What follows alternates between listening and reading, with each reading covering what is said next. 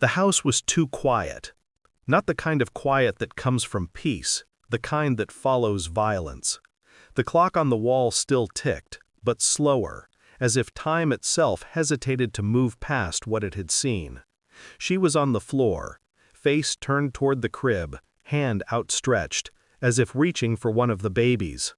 The smell of iron coated the air, thick and metallic, crawling into my throat. The children didn't cry anymore. They just watched, 4 pairs of wide, wet eyes, their breaths soft as confession. I told myself it had to look desperate, like she fought for her life, like she never saw me coming. And when I walked out that door, locking the silence inside, I thought I'd buried everything with her. But silence has a memory. They called it a scene of madness. I watched it unfold on the news, her picture glowing across every screen. A perfect mother, a tragedy. No suspects, no answers. I played my part, grief carved into my face, voice breaking at all the right moments. I told them I was miles away, that I found out from the police, that I still couldn't believe it. But belief is easy to fake when you've rehearsed it in your head for months. Then came the details I didn't plan for. The gardener's memory. A license plate, half seen, half forgotten. He said he noticed it parked too close to the house that morning. A minor thing. But small things grow teeth when you're hiding something. Every interview felt like a slow tightening, invisible hands around my throat. And I smiled through it, whispering condolences, while counting how many lies I'd told that day. It should have ended there, a cold case, a woman gone, a community grieving, life moving on. But guilt is a creature with claws.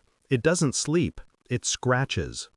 I started hearing things at night, a lullaby from the baby monitor I'd thrown away, her voice, faint, calling one of the children's names. The mind invents ghosts to punish what the law can't. Detectives came back, polite smiles, sharper questions. They weren't looking for truth anymore, they were looking for cracks. And I could feel them finding them, one by one. They mentioned the custody case, the money, the bitterness. They asked why I hadn't shown up to mediation that week. I told them I couldn't face her. That part, at least, was true. By then, the silence in my head had started to sound like breathing, hers, still beside me. It was a photograph that ended it, not of her, but of me, blurred, distant, captured by a neighbor's security camera. The license plate matched. The time matched. Everything I thought I'd erased stared back like it had been waiting. They said they wanted to hear my side. There's always that illusion, that the truth still belongs to you if you're the one who speaks it first. But the truth had moved on. It lived in pixels and timestamps now. They told me the custody case was reopening after her death. Her sister had filed for guardianship. That was the part that hurt most, not because I cared, but because I'd lost control. This wasn't about love. It never was. It was about power. Who held it, who lost it, who bled for it. And now, the evidence was holding mine. They didn't arrest me in public. No sirens, no spectacle, just 2 detectives waiting in the dark. They already knew. I could see it in their eyes, that quiet certainty of people who've seen too much truth to doubt anymore. I didn't resist.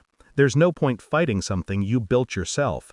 They read the words, and I repeated them, calm, detached, like a script I'd written years ago. When the trial came, the courtroom stared like I was something unrecognizable, a monster pretending to be human. But monsters don't hide in darkness. They hide in routine, in love, in family photos framed just right. I said nothing during sentencing, because the moment they said life, I felt nothing, just a faint relief that the silence had finally chosen another home. Years later, I still remember the sound, not of her scream, but of the children breathing beside her. They survived. That was her final victory. Even dying, she'd kept them alive.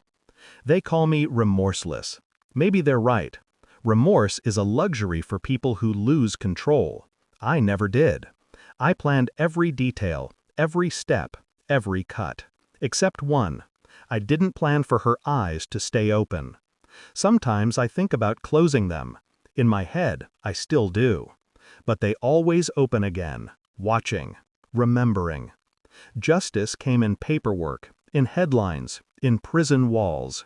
But real justice was quieter. It came the night I stopped dreaming. Because that's when I finally understood. Justice was never about mercy.